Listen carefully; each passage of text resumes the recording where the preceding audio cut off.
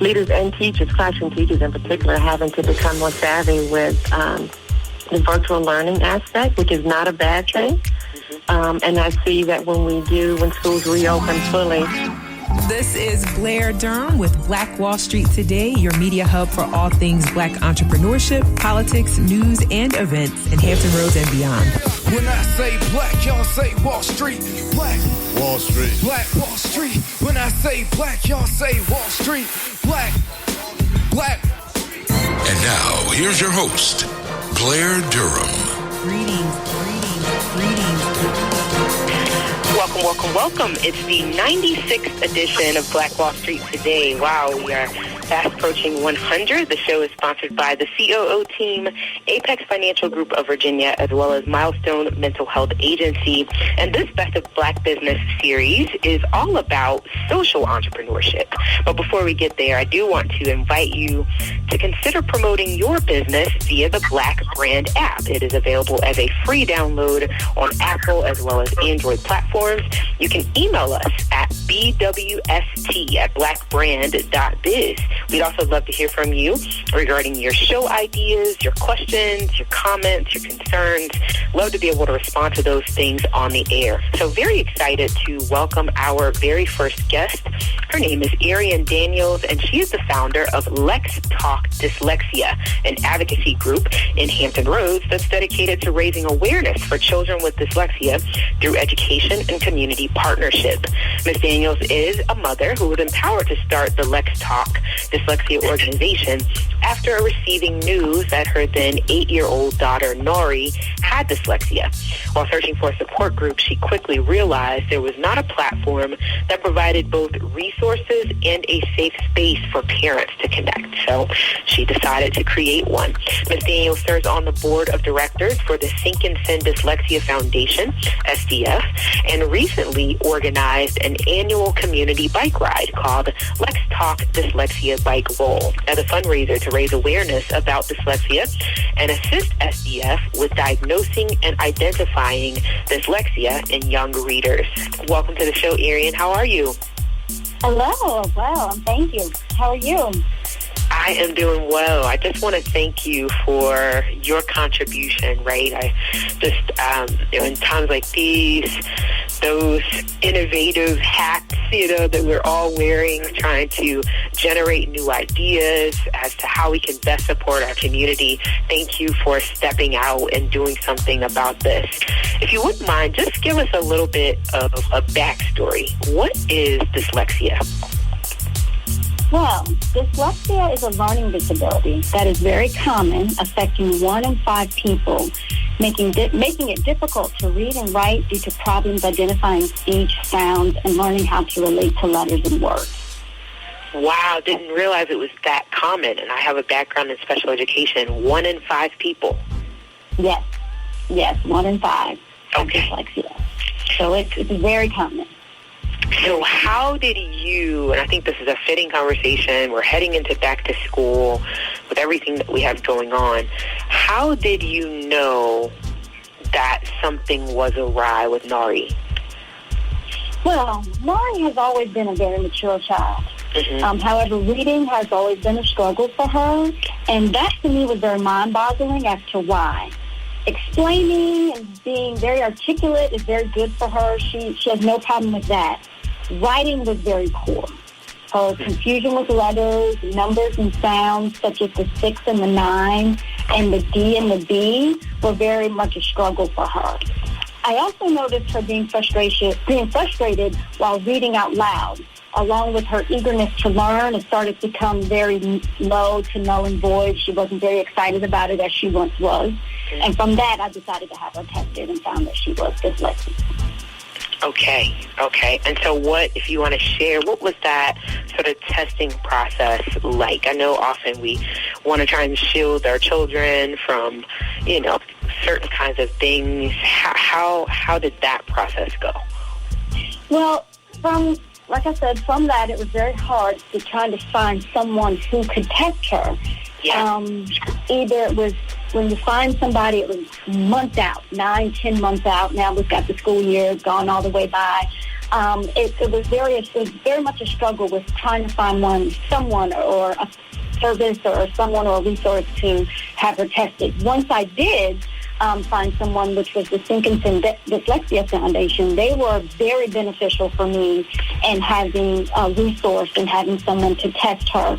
They tested her, found that she had dyslexia, and then they also provided a tutoring service, and they provide that throughout with all of their participants who become diagnosed or receive services or need help from them, which are tailor-made for each individual. And that to me was the beneficial part of it, because after I had her tested, I also had some place where I could have her go to have the tools that she needs to become more successful with dyslexia.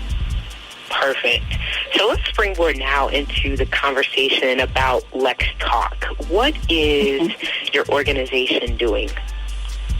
Well, the organization is an advocacy group dedicated to raising awareness.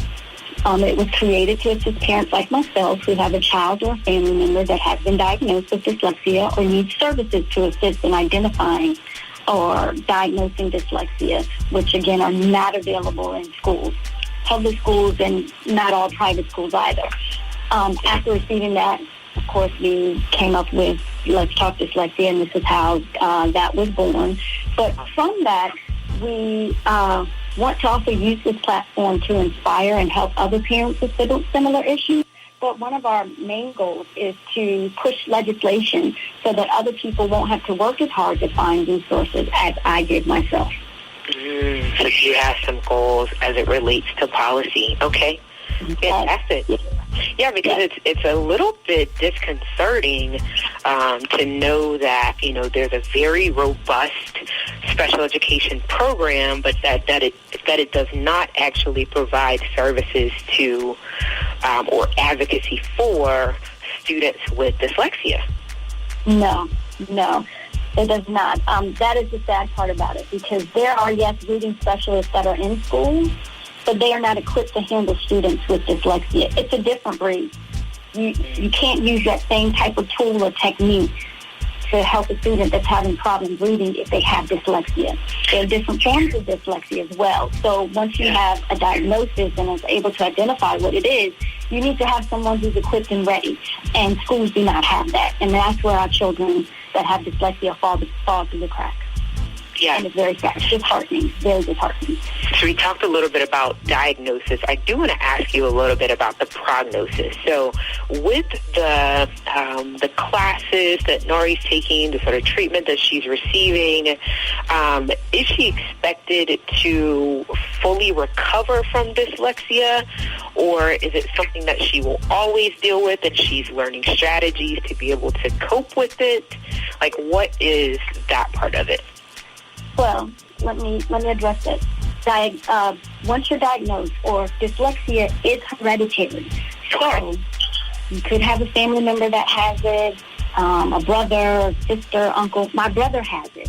And I always use this. My brother is also a recent graduate, PhD graduate from Cornell, and he has dyslexia. Oh, wow. So you can go far with it. With that said, it's something you will always have.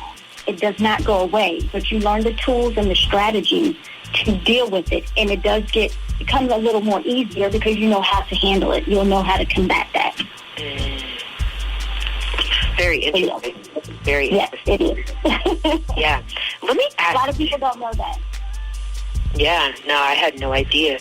So how can individuals connect with your organization that either need the support or that might be interested in participating in the upcoming event?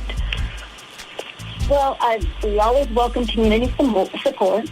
We ask that you follow us on Instagram, and that is Let's Talk, and that's LEX Talk Dyslexia on Instagram. We also ask that you donate. We have a GoFundMe at Let's Talk Dyslexia as well. Other initiatives that we have going on, again, we would love to have the legislation passed. That's an overall goal that we have ongoing.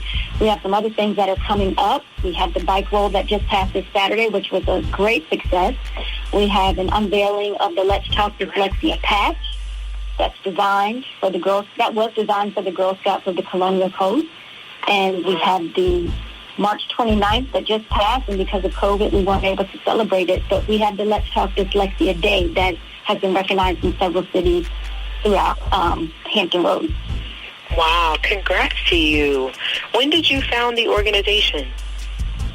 Well, she was diagnosed in 2016, and we had our first forum in Norfolk in 2017, March 2017.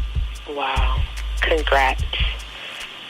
Thank you. Thank you. I want to ask you, too, about your involvement with Thinkinson and sort of how that organization or that foundation supports the work that you might be doing with and through Let's Talk. Well, Let's Talk does not diagnose anyone. We just provide the resources and a resource and a platform. So Thinkinson is able to do that, and that is a good partnership that we have. Thinkinson can diagnose and help identify. And that is what they do. They're a nonprofit organization that provides the services to struggling readers that are suffering with or from dyslexia. Got it. Okay. If you just tuned in, this is Blair Durham with Black Wall Street Today, having a fantastic interview with Aarian Daniels of Let's Talk Dyslexia. We're talking about an organization that exists to provide a platform as well as resources for parents of children who may be struggling with dyslexia. And so, again, if you would just reiterate how we can connect with you on social media, that'd be great. Through Instagram, again, we always welcome community support, but through Instagram at Let's Talk Dyslexia, and that's Lex, L-E-X, Talk Dyslexia. And we also have a GoFundMe where we encourage everyone to please donate, and that's Let's Talk Dyslexia as well. And what else is on the horizon for the organization, particularly as we head into the school year? I'm thinking about the virtual platform. I'm wondering if that is helpful for students with dyslexia, or if the virtual environment tends to exacerbate issues of dyslexia. How are you all kind of seeing your involvement as we're heading into the school year? Well, being that the schools are all doing a lot of things that are online, this is a good time to broach the subject about virtual learning, because some are very good at it and some are not. There are a lot of resources also, free resources online that should be very beneficial to some, such as like a website or app you may be able to download, such as Sound Literacy and Dyslexia Quest. They should be very beneficial with helping students with dyslexia. Again, the Thinkinson Dyslexia Foundation is a very good resource. And especially with this time that we're in right now, those things will be very helpful. And it all depends on how severe the dyslexia is, what type of dyslexia they have. And getting that diagnosis will help you be better equipped to handle the virtual avenue as to which way you should go. So I've heard you mention on several occasions that there are multiple types of dyslexia. Is it that dyslexia has a continuum, like the autism spectrum, or is it that there are literally distinct types of dyslexia? There is a distinct type. You have dyscalculia and you have dysgraphia. My daughter has dysgraphia. That means she's very visual. She can hear things. She equates a lot easier listening to things. Like audiobooks would be very helpful for her. Okay. And what was the other type? Dyscalculia? Dyscalculia. I'm not as equate with that as I am with dysgraphia, but dysgraphia, like I said, my daughter has that, and that's more of a visual for her. And that the difference is she can equate things better by listening. She can hear things and rattle off much faster as opposed to having to sit there and write it down, because that's the confusing part with the letters. As I mentioned earlier, the D and the B and the 6 and the 9, kind of confusing for her. But if you could tell her, she could go do it. Yeah. And she could do it immediately. She could explain herself. She could articulate it very well. So, okay. Yeah. That's the difference. Just really thinking about our community, right, and how we tend to deal with misdiagnoses or late diagnoses, but not always kind kind of on top of these sorts of things for various reasons. There's all right. discrimination, don't get me wrong, right? It's not that we don't want to find out, but in terms of our access and things like that, there could be a struggle. And so I really see your platform as a bridge to ensure that we're getting the proper support, the proper access. What has our community's response been to your existence? So far, so good. Very, very welcoming, open arms. A lot of, you just mentioned something, that misdiagnosis and either not wanting to be diagnosed. A lot of times, as I mentioned before about my daughter, she became very frustrated. Some of that, people might equate that to being a problem, behavioral problems. And it's really an acting out, asking for help type of thing, because they don't know what to do. It's a confusion. They seem to think that something is wrong, but they don't know what the wrong is. Yeah. Because you can't look at a person and say, oh, she has dyslexia. You can't look at him and say, just because he's acting out, oh, he has dyslexia. He doesn't even know. Just to confirm, your daughter would literally see the letters. Is it backward? That's a lot of people ask that. It's not. It's just backwards. To some it may be. To some it may be backwards. For her, yes, it was backwards. But when she would read it, she knew kind of what it was, but it just wasn't equating the two as just that's a D or is that a B.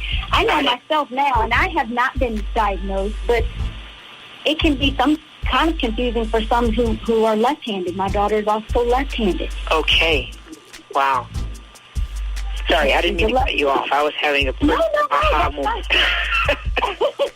My daughter's also left-handed, so that also played into the confusion with the dyslexia, because, when she writes to me, she writes backwards. Yeah. Because when I'm leaning over her, it's backwards to me, but it's perfectly right to her. But in her and again, mind, I am far from I'm a diagnostician. I'm not a medical doctor. I am a mom, a parent. Right, I'm a and mother. that is a valid perspective, right? You are assisting her with trying to complete her schoolwork and everything else that she's doing in life. So, right, and I'm also, as I told parents or people before, you have to be the advocate for your child. Because we teach our children to be respectful, so they're acting out to become known as, oh, that's a problem child, but they're asking for help and just don't know how to. So you have to be an advocate for your child. When she's at school and they are pushing back against, something's not right, but you don't quite know what it is either. And I'm speaking from experience. You don't know what it is either. She's not doing well, we're going to fail her. You're going to fail her for one subject? Wow. Yeah. And what is the problem? And you can't tell me what the issue is that she's having either. So I'm just going to let you fail her without any other recourse, or you telling me what we can do. And then next year when we get to this same point and you still have no answer for me, what are you going to say then? I've lost to you. So now what do we do? So you have to dig deep. You have to ask questions. You have to be the advocate for your child. When you notice something's not right, start asking. Have a relationship with the teacher. Have a relationship with the principal and the administration. Because when it comes down to it and they just say, no, we're not going to pass her, but you can't tell me why. Well, because she's struggling in reading. Well, do you have anyone that can help her? Correct. Because that's what those tax dollars are paying for. Yeah. Exactly. We've got only 30 seconds remaining. I would love it if you told us in these next 30 seconds how to connect with you on Instagram and then what you have coming up next. Okay, Instagram at Let's Talk Dyslexia, and that's Lex, L-E-X. We can also do GoFundMe at Let's Talk Dyslexia. And coming up, we did the bike ride just passed. We have an unveiling of the Let's Talk Dyslexia patch for the Girl Scouts of the Colonial Close. We also have the community reads. We're working on that, which is a launch that we're trying to do. And we have the Let's Talk Dyslexia Day. Awesome. Congrats again, and thank you so much for this incredible platform. Certainly would love to have you back on the show in the coming months. I think that'd be great. I'd love to do it. Talk in just a moment. Are you a 757 business owner? Do you desire to make new connections and grow your community involvement? Could you benefit from taking classes to sharpen your skills? Well, join Black Brand, Hampton Roads Regional Black Chamber of Commerce. Completing a membership application is simple. Just click onto our website at www.blackbrand.biz or download the app. We look forward to meeting and building with you soon. Hey, this is Seiko, DJ Seiko Varner, the producer of this podcast. So when I'm not producing podcasts, I'm actually DJing wedding receptions, corporate events, proms, other formals, and I would love to take care of your special event. So our company is Positive Vibes Incorporated, www.positivevibes.net. That's www.positivevibes.net. We've been performing for over 25 years, and we would love to bring our expertise and our fun to your special event. Positive Vibes Incorporated, www.positivevibes.net. Peace and prosperity. When the conversation is good and the friends are even better, you'll find a wine that brings it all together. Shoe Crazy Wine. Remember that name. Shoe Crazy Wine. Available at Costco, Kroger, and these other fine retailers. We know you love jazz music, so let's try some jazz music with a little R&B flavor. Baby, baby, I'm falling in love. You got me falling in love. You made me falling in love. What about some jazz music with a little trap flavor?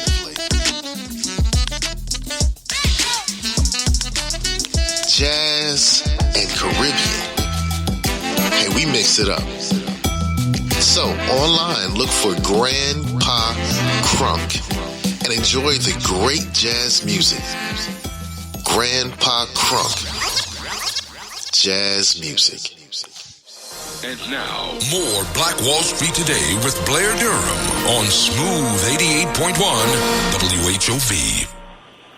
Welcome back. It's the 96th edition of Black Wall Street Today with Blair Durham. Super excited for today's Best of Black Business Volume 9, where we're focused on social entrepreneurship. Our next guest is Jaqueline C. Chavis. She is the founder of Colander Chavis Consulting. Over the years, Jaqueline has accumulated 29 years of extensive experience as an educator in pre-K through 12 public education. Her experience includes teaching middle school science, serving as a science specialist and assistant principal, executive director of elementary schools, deputy superintendent of curriculum and instruction, and chief academic officer. Colander Chavis Education Consulting provides quality services to district administrators, school administrators, and teacher leaders through collaborative and customized services designed to build the capacity of educational leaders and empower them to adopt and sustain impactful practices that result in positive student outcomes. Welcome, Ms. Chavis. How are you? Hi, Blair. How are you? Thank you so much for having me. Thank you for being here. That was a mega mouthful. I'm going to have you. Even it sounded that way in advance. I was just like, oh, this is a lot of words. I've got to have you unpack some of that for us in terms of, I think a good place to start really is what new considerations for educators and other leaders in the public education space has COVID brought about? Well, that's a great question. In my role as consultant, what I've seen over time is that leaders and teachers, classroom teachers in particular, having to become more savvy with the virtual learning aspect, which is not a bad thing. And I see that when schools reopen fully, over time, that will be something that teachers will be most comfortable with, and we will probably more than ever be able to better meet the needs of those kids who are technology savvy and who want more than just what some have been able to provide over time. So I see that space, just the look of instruction is changing, and again, I don't think that's a bad thing at all. As far as leadership, the way that principals and central office leaders are having to pivot a bit. to be able to meet the needs not just of the students but the staff. I see that there's a greater level of community that's being built across schools and school systems. A greater level of commitment to making sure that while we're, dealing with some challenging times right now, that it's not time to touch a tail and, just hope it's going to go away, but it's time, and they're doing that. They're stepping up to help each other, and it's also pulling in the local community, I think, is a third thing, and our leaders are working with community organizers and organizations and religious affiliations to just lean in and help meet the needs of families as we try and educate children remotely. And so I think it's really this whole COVID time has brought schools together, communities together by way of helping schools and helping teachers. And I think it's a great thing, and I trust that will continue once we're back in full swing again. I really appreciate you framing it in that way, because sometimes there's a temptation to just assume that if we are, Zoom savvy, then that's enough. We're talking about something that's bigger than just being able to use technology, though. Right. Because, man, COVID has brought about, all kinds of anxiety. And so I like that you're talking about the community that is being built, through and as a result of this process. So let me ask you then, specifically, how have you kind of pivoted your offerings since COVID? Well, initially it was more face-to-face, work going into schools and working with principals, partnering with principals actually, and doing classroom walkthroughs and visits, and then being able to kind of think through what school improvement would look like for a particular school if a principal was interested in that, and also helping principals to build their leadership, enhance their leadership skills. And so my pivot was to then begin to do that, first of all, to market myself in that way, but to do that virtually, which was also new for me. I've also, over time, as I've worked with schools and organizations, seen such a focus and the need to have a greater level of support in the area of social-emotional learning and making sure that, again, we're meeting the needs of children, not just academically, but making sure that they feel safe emotionally and socially, and that the whole virtual learning piece creates sometimes barriers for that to happen, but also working with adults to make sure that they're okay in this space to be able to work with our children. So that's been a pivot for me, to really not be static in what my initial offerings were with leadership development or central office, transitioning into central office and teacher leadership, but also really just making sure that I am aware and have my finger on the pulse of what schools and children are needing, and then being able to provide that. And so, as an example, I'm doing some work partnering with the Up Center, Boys and Girls Club on both the South Side and Peninsula, and they're looking at how they can better support their staff, doing really great work to be able to offer resources to them. And so that's been a pivot for me as well. So I'm seeing myself now as a conduit of resources, and which has expanded my vision of what then I can do as part of my business. So it's been a change, but it's not been a bad thing at all. Yeah. I kind of wanted to park in the area of, the social, emotional learning. That conversation for me is just an underlying one, What are you hearing as you broach that conversation with leaders? How are students navigating as they're, you've got your finger on that pulse. What is that? There's a lot of anxiety right now as we look at schools. Some schools have already reopened. Some are in the process of doing that now. Yeah. And so there's a lot of anxiety with if we're going to be those that are following the face-to-face model, meaning they're physically going into school again, while they may be practicing the CDC guidelines, the safe distancing and all of that. For some, there's a little anxiety about, just we talk about safety, the safety of their health and those that they're also caring for and the children. Yeah.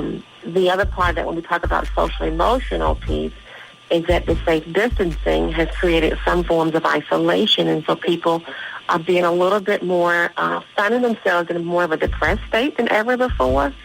And so I think that is so important because we have to understand that children love to be in communication and connect with each other, not just, from a distance, but to be able to be close and kind of be buddies and play games and all those things out on the playground, to work in small groups in the classroom. And so we're not able to do that right now. And so for children, there's a level of isolation because they're not able to be with their peers. They may have been with adults from schools closing back in March until they reopen again. Yeah. And so parents are trying to be savvy and find ways to meet that need as well. So from the staff perspective and the student perspective, there's some anxiety about just trying to make sure we're doing best for the kids. But also we have to understand, and I've been telling many, it's okay not to be okay right now. We just have to find the support that we need to be okay again, and it's possible. And so and it's working easy with to people kind of... I'm sorry. Yeah, it's okay. It's okay. In that, it's easy to dismiss some of those feelings. You think about when parents are, they're working from home, they're making sure that their students, their children are actually participating in school. And it's like, we really don't have time for the business of, the stress and the anxiety that may be associated. So I like hearing you say, it's okay to not be okay right now. And really from that space, I kind of want to ask this next question. And that is, what 3 tips would you provide to parents for a successful virtual learning experience? I would say first is to just make sure that they stay in communication with the child's teacher initially, because that will be the front line to make sure that things go smoothly for parents, to make sure that they understand what the needs of the children are by way of supplies and the academic piece, but staying in constant communication with expectations for attendance and grading, all those things. The second thing I would say, as I mentioned before, with that communication is to don't be afraid to ask for help. Yeah. If you're not getting it from that teacher, or you feel like that there's still more that you still just need, then move up to the principal, to the administrators in that building, to central office to seek that support. But don't be afraid to ask for help. I would say to also, outside of the school, there are other organizations and other parents who really stepped up to help parents be able to homeschool, technically. I mean, to be there during this virtual learning time, this remote time. Yeah. And so I've seen ideas of how to manage the space at home and what it could look like, and making sure kids get those breaks periodically to step away from that screen. And so the second would be to ask for help if needed. And I would say to also maintain those routines, establish routines. They should be doing that now in preparation for school opening. What time will they have to get up to be ready to log in ahead of time, to have breakfast and lunch, and again, have those breaks away from the screen so that kids can then just play and relax and have some, resync and get the mental space back together. So communication, ask for help if it's needed, and establish and maintain those routines throughout, and just connect with everybody. Facebook, there's a great 757 Virtual Learning Facebook page where they're sharing information. That's awesome to see them come together. If there's some counseling that's needed, for the child or the family, to seek that support as well, so that everybody's operating in a safe space mentally and emotionally. And just, we got this. They're going to do it. So hopefully things will, as we progress through this time, not just COVID, but we don't know what kids are seeing and hearing on TV with the rioting and the social injustice happening right now. So we've got to really protect our kids, and not just the elementary, middle school kids, but high school kids as well, for what they're seeing, what they're hearing every day, to protect them, and so that they can also be healthy. Okay. Man, I've got like 36 more questions for you. We've got to plan some more time to talk, clearly. That works. But let me ask you this, though, just in terms of Colander Chavis Consulting. How can we connect with you as a resource in our community? Talk to us about your platforms, website, all those different things. Okay. My website, they can reach me at www.colanderchavisconsulting.com. And there's a place there where they can, insert any information, request for assistance, or they need resources. They can put that information there. My phone number, 757-777-5698, is another way to reach me. And then finally, they can email me at Jackie, Jackie, Chavis, Chavis, 62, @gmail.com. So there are 3 ways to get me. Any of those 3, and I'll be happy to reach out and provide whatever support you need. Perfect. Do you have anything coming up that we can plug into? Any kind of webinar session, anything that you're, any event that you might be hosting as a resource that you want to share? Well, thank you for asking that. There's a blog that hit today. I was accepted with the Education Post. And so that's on my website. So I encourage readers to go there to get information on, just get my thoughts on questions we should be asking ourselves as we're leaving and preparing for school reopening. The other is I'm in the process of developing a series of master classes or lean-in sessions where I will be pulling building administrators together to talk about leading during this time, how they can then support each other to share ideas, to be able to put additional resources out there. And then on my website, continue to watch. I still have a recording up from a webinar that I did a few weeks ago about a trauma-informed approach to opening schools. It is so informative, and I would encourage people to go on our website as well to see that. Awesome. Thank you so much, Ms. Chavis. This has been an honor having you here, and like I said, I look forward to a future conversation, particularly as things progress. I know there will be changes and would love to continue to have you inform our perspective on this matter. So thank you so much for the work that you're doing. Thank you, Brad. I appreciate you having me, too, and best of luck to you and your work. Thank you for giving a platform to all of us. Oh, it's my privilege, for sure. And thank you all for listening to Black Wall Street Today. Again, this show is sponsored by the COO team, Apex Financial Group of Virginia, as well as Milestone Mental Health Agency. A very special thank you to Ms. Aarian Daniels with Lex Talk Dyslexia. That's LEXTALKDYSLEXIA. You can connect with her via Instagram at Lex Talk Dyslexia. And thank you to Jaqueline Chavis. And you can connect with her via her website, Colander, COLANDER, Chavis, CHAVIS, consulting.com. Again, that's Colander Chavis, consulting.com. Again, thank you for listening to Black Wall Street Today, where we're building minds, building connections, and forging the path ahead toward business success in the Black community. Tune in next week where our guests, Miguel Perez and David Sharp, will inform Best of Black Business Volume 10. We'll talk soon. Phenomenal. Stay with us online at Black Wall Street Today on Facebook and Black Wall Street Today on Instagram, and then follow us on Twitter as well at BWS Today. We look forward to talking again next week. Have a wonderful week. I have said and I will continue to say that the most important priority for the Black community is the Black community, not a particular political party. Phenomenal. Hey, yo, when I say black, you say Wall Street. Black Wall Street. When I say black, you say Wall Street. Black. When I say black, you say Wall Street. Black. When I say black, you say Wall Street.